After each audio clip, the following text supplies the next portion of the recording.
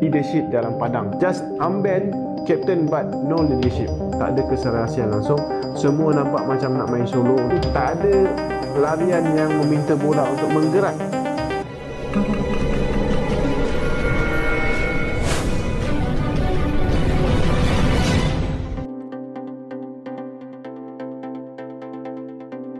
Fans timnas Harimau Malaya merasa malu. Perbandingan nilai pasar Martin Paes dan calon kiper Malaysia jebol Real Madrid bak langit dan bumi.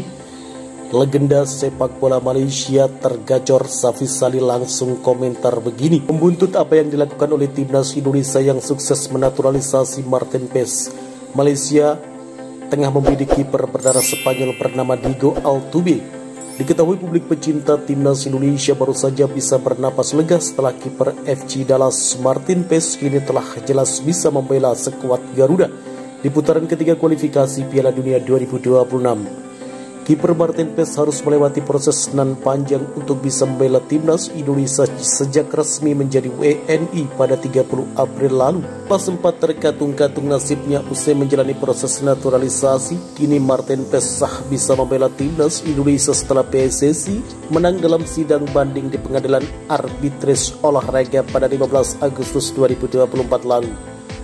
Kini di tengah kabar Martin Paes yang bakal jadi andalan kiper timnas Indonesia, Malaysia sepertinya juga tak ingin ketinggalan. Rumornya timnas Malaysia juga kepincut untuk menaturalisasi kiper berdarah Eropa, tepatnya dari Spanyol bernama Diego Altuve.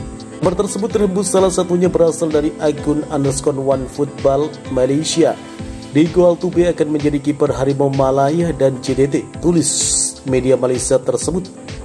Kiper berusia 24 tahun tersebut saat ini berstatus bebas transfer dan tengah diincar oleh tim kaya Malaysia Johor Darul Takzim. Dari riwayatnya, ia punya pengalaman ciamik. Sebelum membela tim kasta 2 Liga Spanyol Albacete Balompié, ia pernah bergabung bersama Real Madrid U17 hingga Real Madrid Castilla. Namun sejumlah fans Malaysia membandingkan pasaran Martin Paes dan Diego Altuve.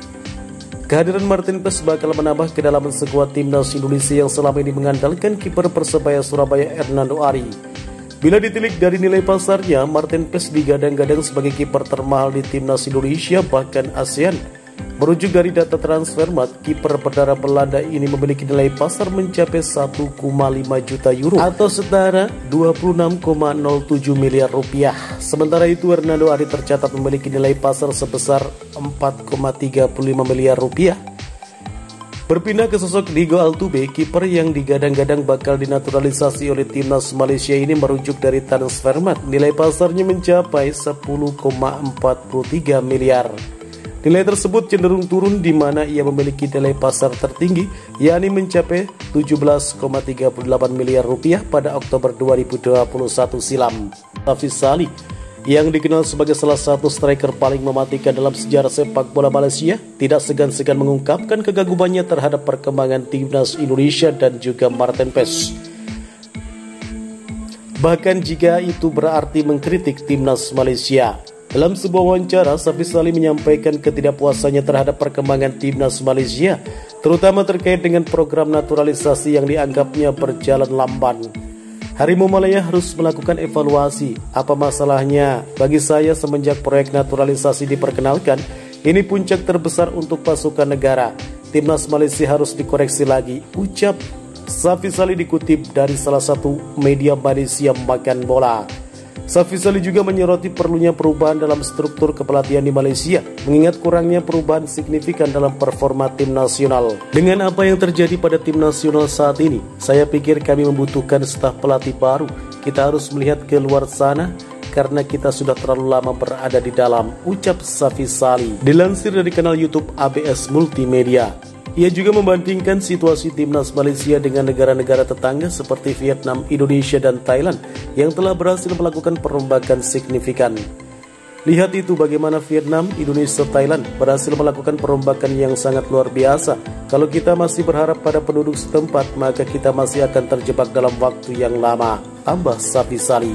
Namun pernyataan ini tidak diterima dengan baik oleh sebagian penggemar sepak bola Malaysia yang menganggap bahwa Safis Salih seharusnya lebih mendukung tim nasionalnya sendiri daripada memuji negara lain, yakni Indonesia.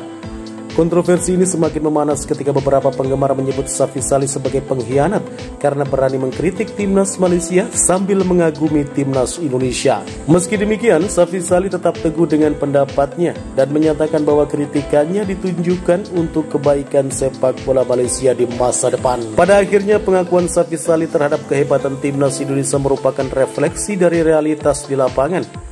Timnas Indonesia di bawah arahan Sintayong telah berhasil menunjukkan kualitas yang lebih baik, sebuah fakta yang diakui oleh Safy Salih dan banyak pihak lainnya. Bagaimana menurut kalian? Jika suka dengan video ini, nantikan video kami selanjutnya dan salam olahraga.